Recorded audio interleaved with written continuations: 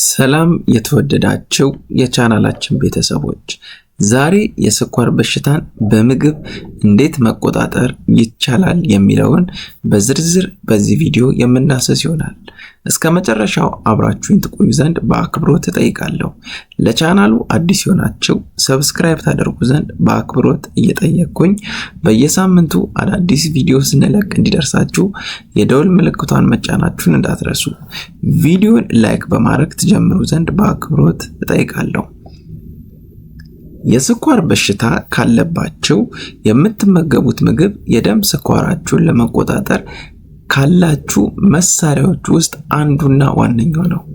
ይህ ማለት የምትወዷቸውን ምግቦች በሙሉ መተው ማለት ሳይሆን ጤናማ እንድትሆኑ የሚያደርጉ ብልጥ ምርጫዎችን ማድረግ ማለት ነው።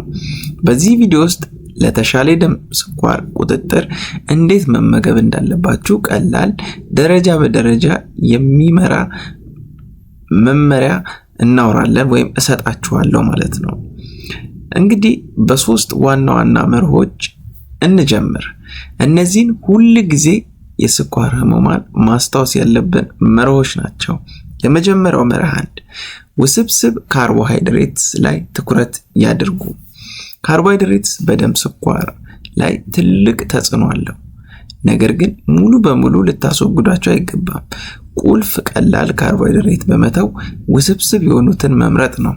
ከነጭ ዳቦና ጣፋጭ ምግቦች ይልቅ ሙሉ ያልተፈተጉ እህሎችን እንደ ገብስ፣ እንደ ቡናማ ሩዝ ያሉትን መምረጥ ከነጭ ሩዝ ይልቅ ማለት ነው። እነዚህ ውስብስብ ካርቦሃይድሬት በፋይበር የበለጸጉ ናቸው። ይህም የስኳር የመመጠጥ ሂደትን ያዘገየዋል። ይህ ደግሞ የደም ስኳራችን በፍጥነት እንዳይጨምር ይከላከላል ማለት ነው። ለዛሬ በሁለተኛ ያስቀመጥነው መርህ 2 ሳህኖን ያስተካክሉ። እያንዳንዱ ምግብ ሚዛናዊ መሆን አለበት። ይህንን ለማድረግ ጥሩ መንገድ የሳህን ዘዴን መጠቀም ነው። ሳህኖን የተከፋፈለ እንደሆነ አድርገው ያስቡ። ግማሽ ሳህኖን በአትክልቶች እንደ ሀበሻ ጎመን፣ ጥቅል ጎመን፣ ሰላጣ ባሉ ስታርች ባሉና አትክልቶች መሞላት አለበት።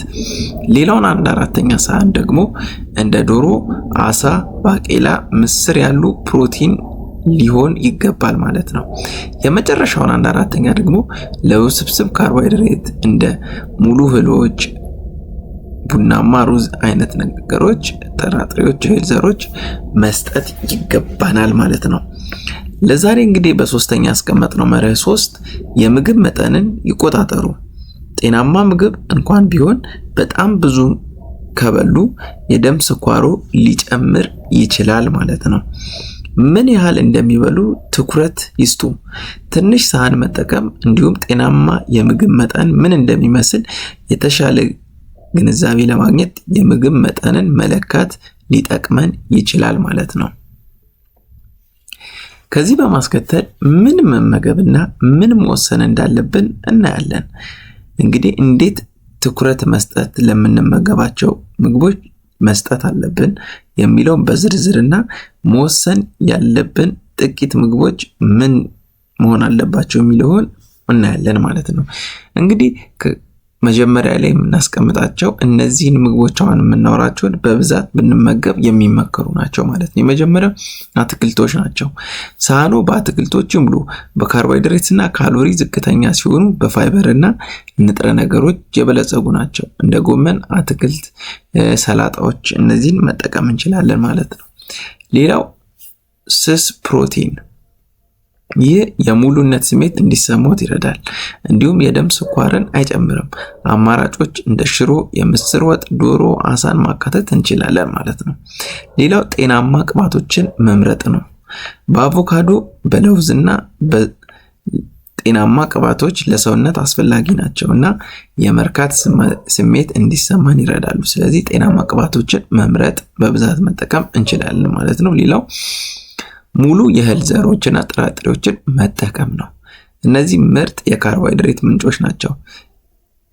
ስለዚህ እንደ ምስር፣ ሽምብራ፣ ባቄላ ያሉት ላይ ማተኮር ይገባናል ማለት ነው። ከዚህ በማስከተል ደግሞ እነዚህ የምንዘረዝራቸው ምግቦች መቀነስ፣ መገደብ ያሉብን ምግቦች ናቸው ማለት ነው።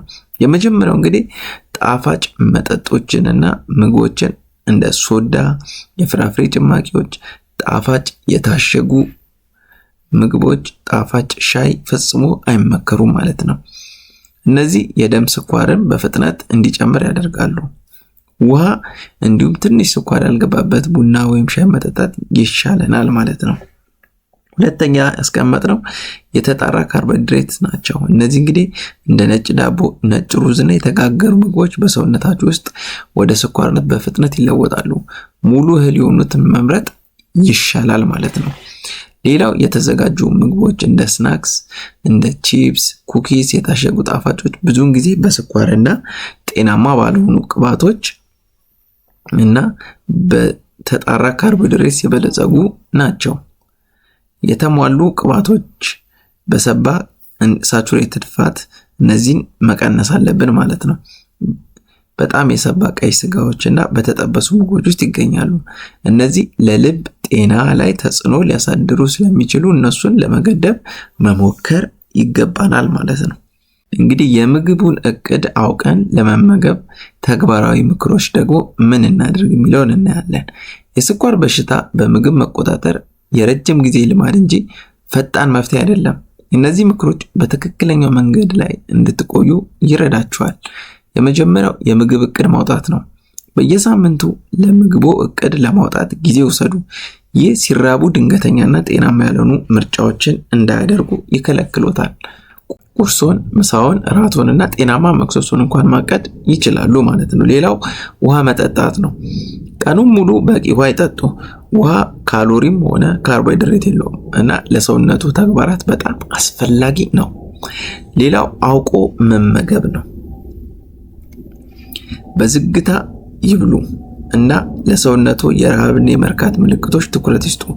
ይህ ከመጠን በላይ ከመብላት እንዲቆጠቡ ይረዳልና መብላትን የበለጠ አስደሳች ያደርገዋል ማለት ነው። ሌላው ከባለሙያ ጋር ይስሩ። ይህ ምክር አጠቃላይ መሆኑን ሁል ጊዜ አስታውሱ። ለግል እቅድ ለማግኘት ከሐኪሙ ወይም ከስነ ምግብ ባለሙያ ጋር አብሮ መስራት የተሻለ ነው። ስለተመለከታችሁኝ አመሰግናለሁ። ይህ ቪዲዮ የስኳር በሽታን በምግብ ስለመቆጣጠር የበለጠ እምነት እንዲሰማችሁ እንደሚረዳችሁ ተስፋ አድርጋለሁ።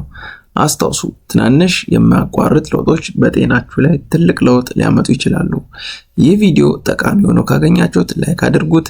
ለተጨማሪ የጤናና የስነ ምግብ ምክሮች ቻናሉን ሰብስክራይብ ያድርጉ እና የምትወዱት ለስኳር ህመም ተስማሚ ምግብ ምን እንደሆነ ከታች ባለው አስተያየት መስጫ ወይም ኮሜንት ውስጥ አሳውቁኝ። ዘወትር በየሳምንቱ አዳዲስ ቪዲዮ ስንሰራ እንዲደርሳችሁ የደወል ምልክቷን መጫናችሁን እንዳትረሱ። በሌላ አስተማሪ ቪዲዮ እስከምንገናኝ መልካም ጊዜ